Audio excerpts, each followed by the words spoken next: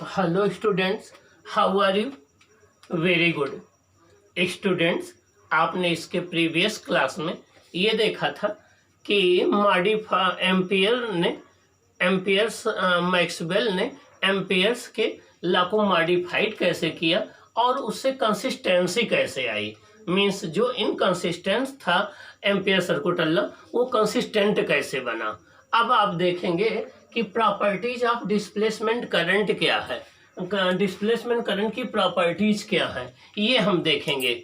हम क्या देखेंगे? हम देखेंगे कि डिस्प्लेसमेंट करंट की प्रॉपर्टीज क्या है। एक बार मैं फिर डिफाइन कर दूं, डिस्प्लेसमेंट करंट क्या है? वो करंट जो कि इलेक्ट्रिक फील्ड के या इलेक्ट्रिक फ्लक्स के चेंज होने से प्रोड्यूस होती है उसे हम डिस्प्लेसमेंट करंट कहते हैं।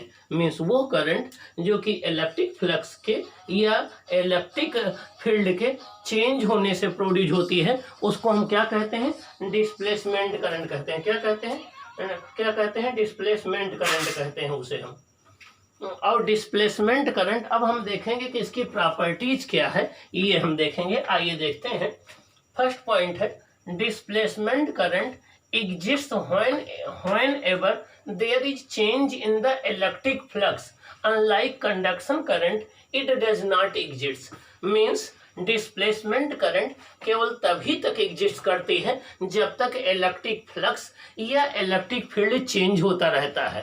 तो जब तक कोई कैपेसिटर चार्ज होता है या डिस्चार्ज होता है तो उस केस में कैपेसिटर की प्लेटों के बीच में इलेक्ट्रिक फील्ड चेंज होता रहता है तो उसमें डिस्प्लेसमेंट करंट प्रोड्यूस होती है। लेकिन जब कैपेसिटर फुल्ली चार्ज हो जाता है उस केस में इलेक्ट्रिक फील्ड कांस्टेंट हो जाता है तो डिस्प्लेसमेंट करंट जीरो हो जाती है।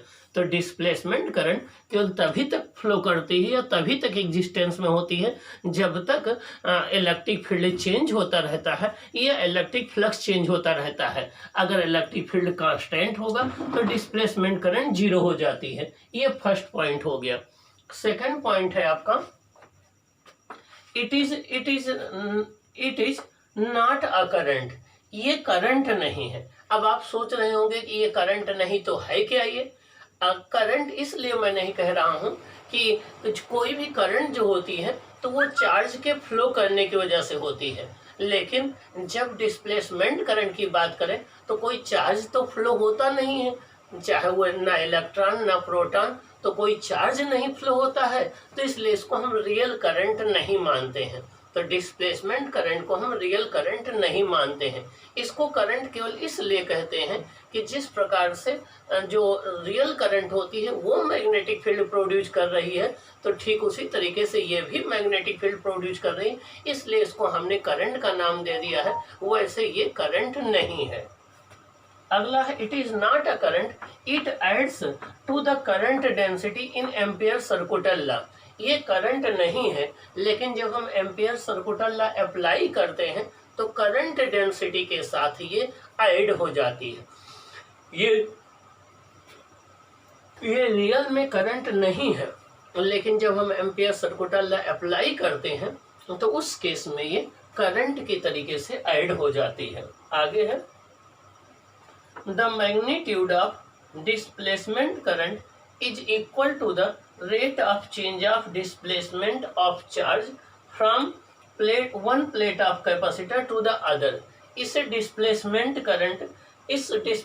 करंट का जो मैग्नीट्यूड होता है वो कैपेसिटर की एक प्लेट से दूसरे प्लेट पर चार्ज जिस रेट से ट्रांसफर होता है उसके बराबर होती है।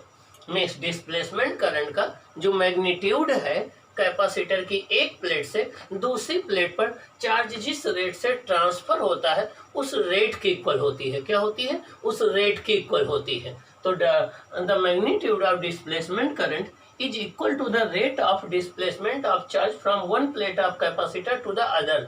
मीन्स कैपेसिटर की एक प्लेट से दूसरे प्लेट पर चार्ज जिस रेट से ट्रांसफर होता है ये आपके उस रेट के बराबर होती है। आइए देखें। Together with the conduction current, it satisfies the property of continuity. अगर इसको हम कंडक्शन करंट के साथ शामिल कर दें तो ये और कंडक्शन करंट दोनों मिल करके प्रॉपर कंटिन्यूटी को कंप्लीट कर लेती हैं, क्योंकि कैपेसिटर की प्लेटों के बाहर जो है वो आपकी डिस्प्लेसमेंट कंडक्शन करंट होती है, कैपेसिटर की प्लेटों के अंदर जो है वो डिस्प्लेसमेंट करंट होती है। तो दोनों मिल करके कंटिन्यूटी को कंप्लीट कर लेती हैं। It is not a real current since it does not flow due to flow of charge. ये एक रियल करंट नहीं है क्योंकि ये चार्ज के रियल चार्ज के फ्लो करने से नहीं फ्लो होती है। ये एक रियल करंट नहीं है क्योंकि ये रियल चार्ज के फ्लो होने से फ्लो नहीं होती है। ये केवल मैग्नेटिक फील्ड के चेंज होने की वजह से प्रोड्यूस होती है। ये इलेक्ट्रिक फील्ड या इलेक्ट्रिक फ्लक्स के चेंज होने की वजह से प्रोड्यूस होती है। अब आइए देखिए कि इसकी इम्पोर्टेंस क्या है, इसका इम्पोर्टेंट कंसिक्वेंस क्या है, इसका नतीजा क्या है, इसका रिजल्ट क्या है, इसके महत्वपूर्ण रिजल्ट क्या है, इम्पोर्टेंट रिजल्ट क्या है। आइए रिजल्ट देखते हैं। The concept of displacement current has made the laws of electricity and magnetism symmetrical. Displacement current की कॉन्सेप्ट ने इलेक्ट्रिसिटी और मैग्नेटिज्म के लॉज को बड़ा सिमेट्रिकल बना दिया। क्या बना दिया? सिमेट्रिकल बना दिया। मीन्स डिस्प्लेसमेंट करंट की कॉन्सेप्ट में ने इलेक्ट्रिसिटी और मैग्नेटिज्म के जो लॉज थे उनको सिमेट्रिकल बना दिया। क्या बना दिया? सिमेट्रिकल बना दिया। According to Faraday law of electromagnetic induction, the magnitude of induced EMF is equal to the rate of change of magnetic flux. Means Faraday law of electromagnetic induction ये कहता है कि the rate of change of the magnitude of induced EMF, किसी coil या circuit में जो induced EMF होता है वो rate of change of magnetic flux के इक्वल होता है। क्या? Rate of change of magnetic flux के इक्वल होता है। But the EMF between 2 points is the work done in taking of a unit charge from one point two another point. लेकिन हमें पता है EMF को हम डिफाइन कैसे करते हैं। यूनिट टेस्ट चार्ज को एक पॉइंट से दूसरे पॉइंट ले जाने में इलेक्ट्रोस्टैटिक फोर्स के अगेंस्ट जितना वर्क डन होता है उसे हम EMF कहते हैं। This implies the existence of an electric field in the region. इसका मतलब हो गया कि सर्किट में अगर इंड्यूस्ड EMF प्रोड्यूस होता है तो वहां पर एक इलेक्ट्रिक फील्ड भी जनरेट होती है। क्या? इलेक्ट्रिक फील्ड भी प्रोड्यूस होती है। So Faraday law simply states that a time varying magnetic field give rise to electric field. इसका मतलब ये हो गया कि फैराडे लॉ सिंपली हमें ये बताता है कि कोई टाइम वेराइंग मैग्नेटिक फील्ड हो। टाइम वेराइंग मैग्नेटिक फील्ड का मतलब हो गया वो मैग्नेटिक फील्ड जो टाइम के साथ चेंज हो रहा हो। वो मैग्नेटिक फील्ड जो टाइम के साथ चेंज हो रहा हो उसे हम टाइम वेराइंग मैग्नेटिक फील्ड कहते हैं। Time varying magnetic field give rise to electric field. उससे हमें क्या मिलता है? इलेक्ट्रिक फील्ड मिलती है। क्या मिलती है? इलेक्ट्रिक फील्ड मिलती है। By symmetry a time varying electric field should give rise to a magnetic field. अब सिमेट्री अगर हम अप्लाई करें तो ऊपर फैराडे लॉ ये कह रहा है कि अगर टाइम वेराइंग मैग्नेटिक फील्ड है तो वहां से इलेक्ट्रिक फील्ड प्रोड्यूस हो रहा। अब अगर हम सिमेट्री की वजह से बोले तो एक टाइम वेराइंग इलेक्ट्रिक फील्ड को मैग्नेटिक फील्ड प्रोड्यूस करना चाहिए। By symmetry a time varying electric field should give rise to a magnetic field. यहाँ से एक मैग्नेटिक फील्ड आना चाहिए। This is an important consequence of the displacement current which is source of magnetic field. ये displacement current का एक सबसे important consequence है कि जब टाइम के साथ जो है इलेक्ट्रिक फील्ड चेंज होता है तो वो मैग्नेटिक फील्ड प्रोड्यूस करता है। अगला पॉइंट क्या है? Another very important consequence of symmetry of electricity and magnetism is the existence of electromagnetic wave as important for modern communication. और अगली इंपॉर्टेंस क्या है डिस्प्लेसमेंट करंट की?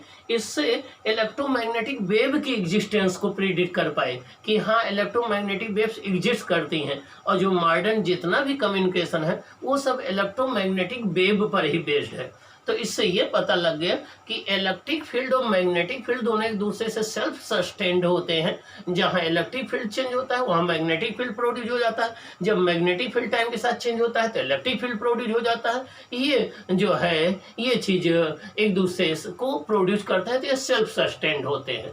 तो ये रहा आपका प्रॉपर्टीज ऑफ डिस्प्लेसमेंट करंट और important result of the displacement current ये रहा।